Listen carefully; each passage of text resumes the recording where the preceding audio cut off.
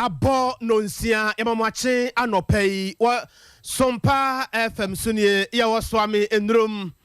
na ensam no doso anopei ana yade ebremwo ensam a yade bano KNUST SRC mumpanifo echese no kranie omo salutu aban no Ghana Bar Association so dia to dwa to prejabi dia mane won wanka samre animfo trose nipa bi a wonam kwati kwaso eje Ghana fo sika no wo mo anya hweyi ekuo bi ekyerese close akfo obi ansoma wo mo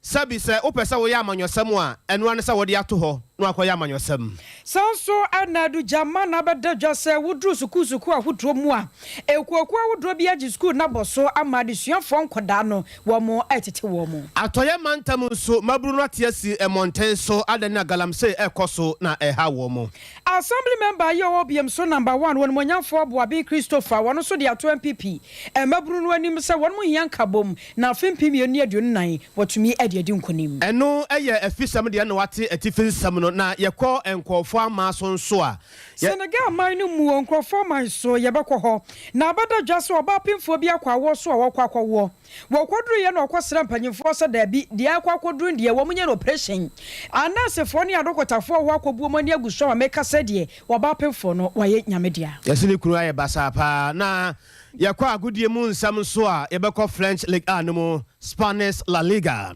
German Bundesliga Italian Serie A na feso Ghana ensam so efa agudie ho nsam nyina no pai yade abremo nana kwabana kasini anopai mene akosia eji wakodie nanu ada ana yebo mo kase se ukọ Kwame Nkrumah suapon no emu a ni nyina ene se enkoda no bi wo ho no mu a ahwefo na afenso awofo sika awade ama wo mo se omumetua no ebi de ayewuba ebi nso ye mybet.com toneton ena ekoso saa aka ho bi mampanifo cha se wantimi antua de asukunu so yenso antimi hwe se wo asemase anaso wo bente school fees wantimi antua ntino yantum eba sa na wo se yetwa wo fa bankum anase yetwa wo edefa nifa so na aka ho bi ma ansam no kọ eba ama aban no abam na aban ne bam nso so Kwame Nkrumah suapon mpanifo ye dia de suafo no bi animu no omo tresa no kura nyame anim ni aban no bosom ya wasade ama omo aka ho no de so mo anyi aban na ya no ma yetiafo pa opani a woni Sompa kase edi nkomo ana wade nsam etu yanim akyeresa no kura ni ewiase de woni pa ya de a ose ayeye Michael Abua communicating about 3 hours or 4 hours immediately. Any Minister of Education, Honorable Edutum Edin Komoa, na President Asman say on be intervene issue. Which now video so dominance. Na it didn't come any management didn't come SRC in our near conversations no. Na management push very, very impressive. Omotia say yebema 1 month ama government to me absorb omo amaka omo to me into omo school fees no inti communicating about no communicating give you directions 1 month students no enfa enko student loan trust fund secretariat wa ewo grassroots building in Cheng enko na omo koje forms and fill na omo apply. Secondly, so more links are link with me internet apply online in the next 2 or 3 weeks maybe absorb na your school fees. Now the abandon say after communicating echo out to the students in Nigeria and me wanna coordinators for students loan trust fund FS coming week we are school now my registrations be after students be now we absorbing but first of all we so much data of students aka or school school management for then they will pick it up from there. But the atmosphere here on campus is very calm. Students are very happy of the communication now, and I think that they should take this opportunity, say, or mobile apply to the student loan trust fund, and we thank President Nana Akufo-Addo for the intervention through the Minister of Education. There are 80 students account now about 3,550 students after the time any minister didn't come yes, so more very very different. And you information say about 1,000 students or say 900 students bank Kutia. So the available data will be left for university management to be provided. We are yet to have it on Monday. But I think that it's a marginal number can create government between and now miles of your. SRC pani baaku ya owo Kwame Nkrumah suapon no emu ne din ene owura Michael Abua won no ne Sompa kase eche ensampai Ghana Bar Association eye ku ahodro ye womo eye aloyafo ye wo my Ghana mu na eno no mo de atodwa auto proja bi dia mane won mankasa mranimfo kire se nei won ma hwepetata krama hunu se aloyafo no ankasa no ebi mu nam kwati kwan so ne kwan boni bi so egigi sika enam kwan bia so wo kwa bia so na sa no ntini won mo ka de akire won mankasa aloyafo no se wo bi bia da wo benam kwati kwan so agi nipamu bi sika se bia ni pare kwa kana se mama no na wa charge sika eni kwasan ka charge no won behwe hunu se ba bia mra no da won betumi ede ato na akasema for the Ghana Bar Association ora Sylvia Guje wonno ne Sompa kase bo atwetwe nkomo a wode sa asem wei atudwa ade a river bonti ne friend with scale of fees enu na Emma lawyers for a guide as to how they should charge. We na first time na it's always been there. The last time we did the revise it was in 2015. And see this week Wednesday a media conference no na yesan review biom and pacho senior lawyers for no year not more than 2,000 any council ni junior lawyers for no so ho no dey constant na fees na nkasa no lower range minimum na maximum the minimum no eno na kira say lawyer bia betima charge ani dey any kwan say obetima charge lower than that. Now between lower limit and upper limit no we client betima negotiate na mu be agree no na mo de be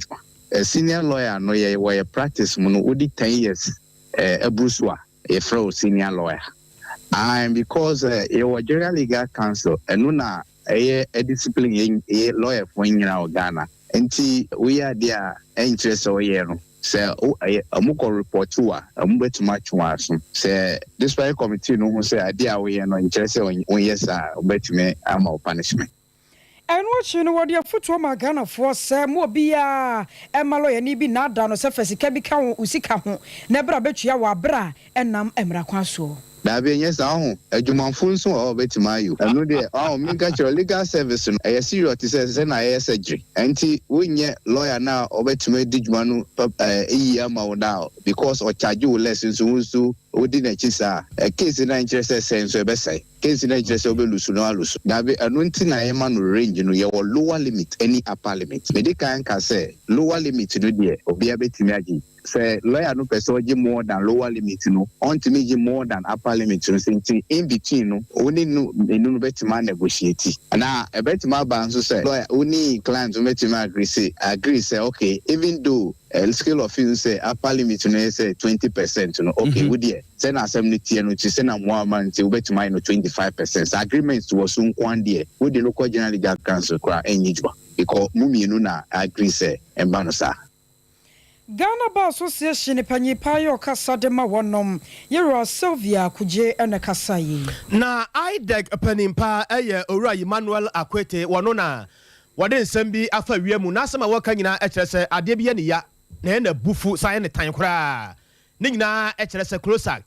se omodi nsia kan tam se omba ya adwuma ma aban no eno da nche ne kora se omba gina mfimfini pepepe no kora no sika wo ho a wo se omgifira aban ne ho. No, what I say, we, na say by Intina Samoy. Is neutrality seen in terms of being then a political person, that you are going to do politics and be partisan? Would it lead to corruption? You would charge those who can pay, and you would not serve those who can pay. Is that what we're saying? It is going to destroy the public service. And I'm ashamed it came from, you said the minister promised or the Supreme Court said they should do this. I mean, where are the examples in the world? You must serve selflessly. You are paid enough, given accommodation and so many free cars and all that. So this idea that you're neutral and you should be paid, so anytime you are not paid, as your neutrality shift into partisanship, I think the system is so broken that we are now turning corruption into values, into ethics. But it is wrong. If you join the civil service and you feel you have a political interest, resign.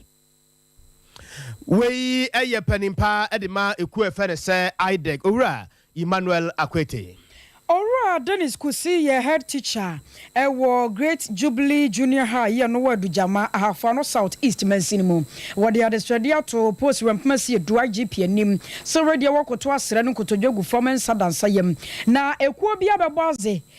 sadu jama no nempatam wono ma ekwan a wom de school nkoda no nam so na busuafo ani enyan wo kire se bradru se nkoda no kwatena classroom no musua de no wona na ekuo no so ba be kire wo mo ho odensem ene otimi kurampo ba ne nkoda no bi beko ebe kire won makwan ye fa so tutuo twense kan ene ade ye ha dwene se IGP amam amabambo mu nsem won mantumi amiam awadu jama ne mpotam a anhwa de besie no wo mantumi enso ano because recently ebe makwan kwala no bi ene me school for no nya issue kotokuro pa ne ade it was just like a movie scene. I told the PTA chairman those concerned Nana I went there to tell Nana and others me gidi yeso muguso they should expedite their action omoma niema encontema said the beya omuhudin na ya sore omotwense kan ne ade metu ho anamo mabo assemblyman amane na nanma amane me gidi yeso muguso a omutu anamo but yes commander say omane manyentem because sad ye no na ketenkete saa ubehu na enyini enti yesere wo ma enyentem na ene adesua aba na yese common core program learner centered yeni akade though the government has introduced it but aban no nko entimenye temesere mpanimfo aba se omomodin na niema bi se at least flat screen TV de bebo ho a ye betimi ayi niema bi a kire nkwala no because ohunu ade no ade nani ha owi ana you start asking questions and ube se wono a eba out rather than say teacher no ebe kwa ko gina ona wono a akeka niema na ana ye hia projectors and what you know ya ne ade hia bia na wati adu jama na bibi nti watu bata kwatran krofa mama so wan mo kabo mukuo titire ne wada no yera kofi diodu so edinkomo edefasemi ho adwuhu se adu jama ne mpatamu ehia buburo adodreyen education ya anshase entem bebre ko edru konfa na JSS ya no ma awie o mo kobiem enti no ama enkoso ntimi amaha enti ene yakoduru amanone no ehunu se ekia ho bomu a ne timbe boa ye mpatam adudwama bi musoko tiri krom ni pot bi musuna ma 1 number 2 akotia krom paadu krom enmo a ebeboa ma enkoso aba ene ye kan ye ho bomu ye kan ye ho bomu no nso no ehunu se ekuro nso garamse nso be ebetom ye tuhu anamo bia difficult for us to associate, but the Ampaba, your Korsua, edit call radio singina, and then Yamiadum, home a swatcher. And you know, ye Butai pan say a babua said, and a woman sia a bacoso away and Tamoha. If we say a woman sia anu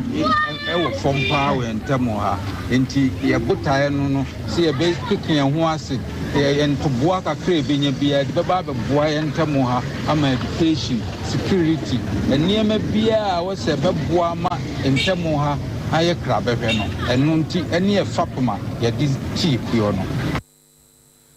Otutira ni ya adu jama de hye bia watu kwan akwatena kofa mama so wanu kabomuko wada no yera ko video du ene kasayi Amanfi is municipal mu na ye ko na ba bi wo ho ye frɛ ho apia nkwanta ya ne nyina na wo atoye mantam no mu ade hye se sade galamse ho China fo esi funtu mama sase no ano odente otisi monte so a na nya sam keto akra me wa apia nkwanta Amanfi is ye kwa no China fo no womo faso womo ase ye kwa ni nyina enti ya fra MC abona mane enti ya boko jan ye kwa China fo nya so ye stop womo so womo ye kwa na ye mo womo ye adwuma enti se womo di lobe di bi alfa ya stop no so onye kwa no says more reporter now one case we who can send a quanaye ah send a quanaye say o ma say no and enam so yes stop no enti ya ma ne aban enti ehu say wo mu sisien yes we ma kwan kwan na ya kwan na say enti na e hwe ne say aban wo ye ma ya ne wo ye ne be ba besia for man so na ye dey almost say be enka enti na ya stop low bed no on be see so man enti aban so mfa nani emra ha zo man na koko dodo na no watwe a wie ye no na odikuro e de mabo mo na kwadwo asare ono so kan sei ndese mpempenso munia ebedi ehia ofa no anamon bia atakantaman etu afa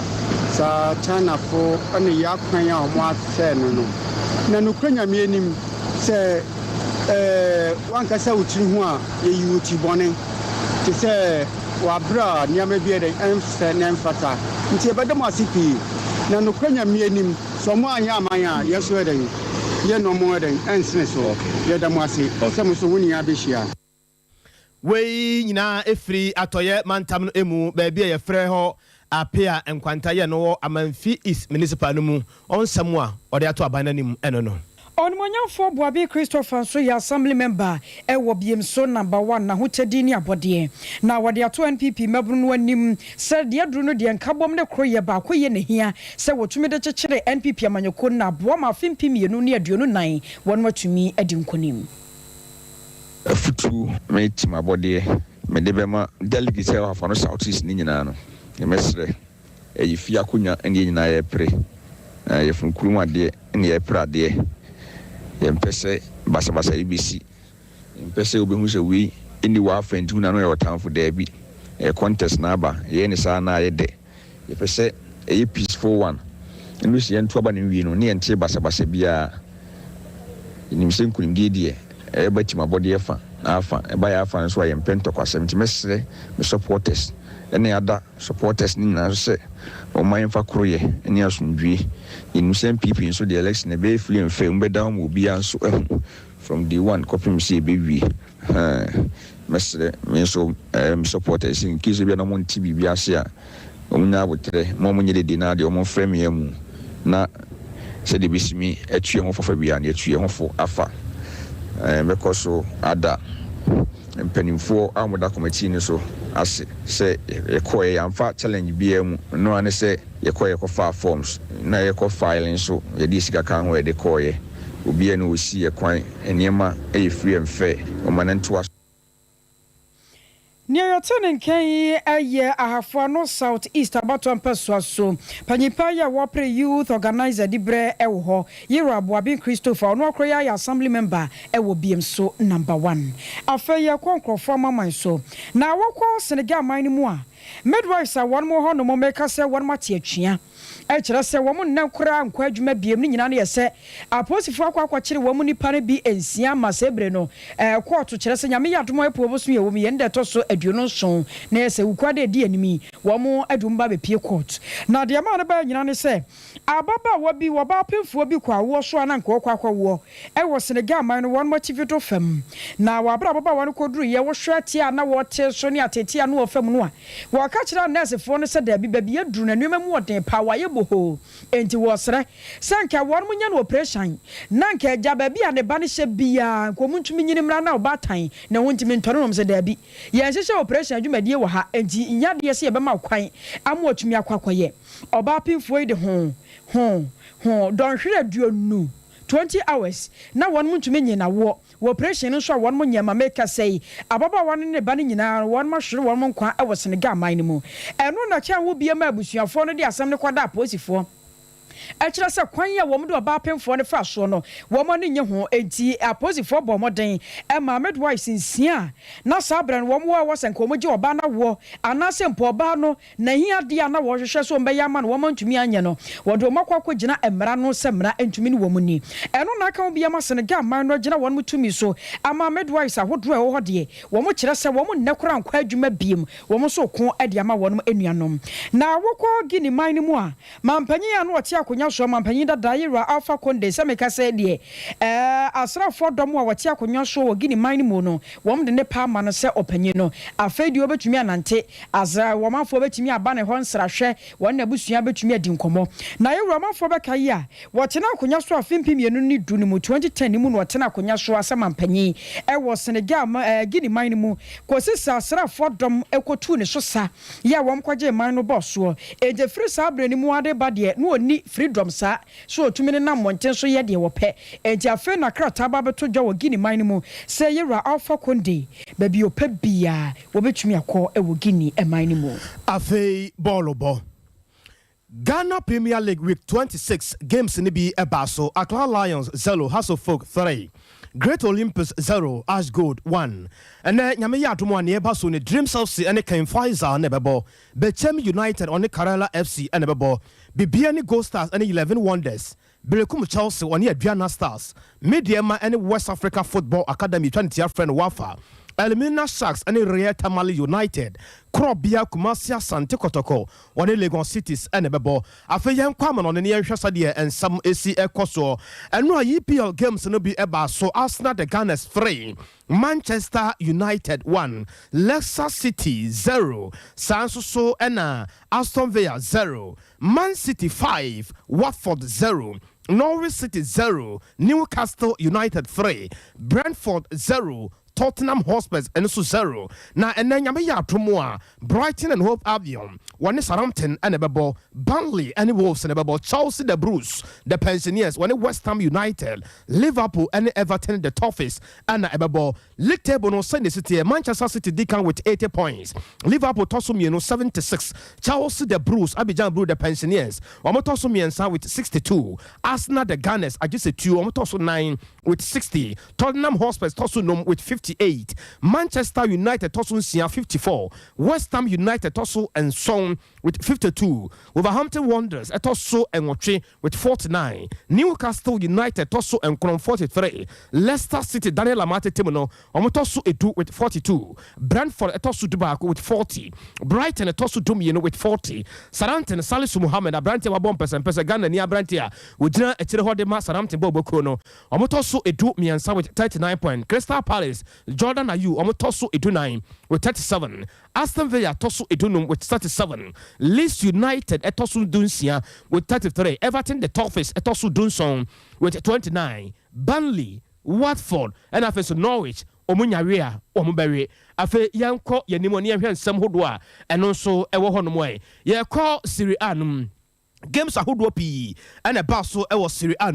na Torino 2 Spezia 1 Venezia 1 Atlanta 3 Inter Milan 3 Association Sportive de Roma eternity friend AS Roma almost team back Hellas Verona 1 Sampdoria 1 and then yama ya adomo Salernitana and Fiorentina na bebo Bologna kanesta via pia ne timono wamene Udinese kane Emmanuel Ajiman Padu ne timono and bebo Empoli and Napoli Abrantia friend Kalidu Koulibaly ne timono and bebo Genoa and Cagliari and Bebo SS Lazio and Association Milan 4 and Bebo Association Milan and Bebo until almost table no say city Inter Edika 72 league in the Majeri AC Milan tosu to mienu with 72 Napoli tosu miensa with 67 Juventus tosu 9 with 63 Association Sportive de Roma tosu enum with 58 SS Lazio Tosunsia with 56. Yanko German Bundesliga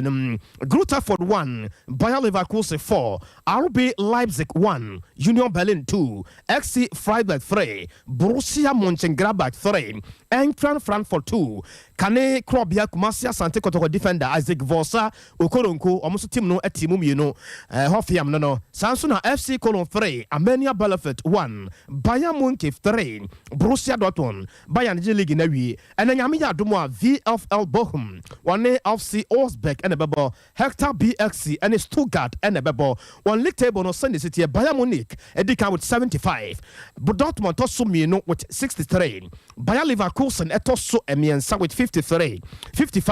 Samsung RB Leipzig Tosu 9 54, Freiburg Tosu Enum 52, Union Berlin and so Tosu Ensia with 50, almost dear and no, Yanko French League Olympic Lyonnais 5, Mon Montpellier 2, Saint-Etienne 1, Monaco 4, Paris Saint-Germain 1, Sansuna Lens so 1, and then Yamaya Dumo Stade Rennes and Lorient and Bebo Cremont. And after so Angers and a babo Mental 5 and started Bresters and a babo Nantes and Girondin de Bordeaux and a babo Nice and Troyes and a babo Lille and Strasbourg a Brant offense Alexander Jikuni Timono and a babo started Reims and Olympic Marseille and a babo na ye Copa de Reno and no games in be a bas Copa de Re fanano na a Real Betis and Valencia and a babo game no na a 1-1 and a call penalty the Bayern is a Real Betis Aji Copa de Reno at the sea in Nassau na 1977 2005 and I think so 2022 ni nyina so so no e ade se omu etime echi ye na La Liga outstanding game back ebeba so nyame yatomo a Barcelona and Rayo Vallecano non so pepepe na game no ebeba so no pay ye gyina so na ye den nsam no asi osamufo pani wasan hene odi anim eye yewura Asante yeboa Benedict oni ni suma boafo ni nyina eboa Rocky anopati afidelachi echinchim bibia maye kama wane akiola school fees na afensu so na bushafo ni nyina eboa yen na nakwabra kasi ni anopemene akosia ejewa kwade na kwabi yeso so no owura kwasi kwaten woye adwuma wo Malcolm menhia no na wo kire se enne woni na busua nyina ewehye ne ba John Kwasi Kwaten Junior a happy birthday na John ko school ewo Joyful Educational Complex eno won patase ogina KG2 inti na John birthday ya ye man happy birthday nyamisha no na o man nyini che yes sorry na fache dwumadie no tofe akwa ne dom na betrase fache na Rade fanchew yakra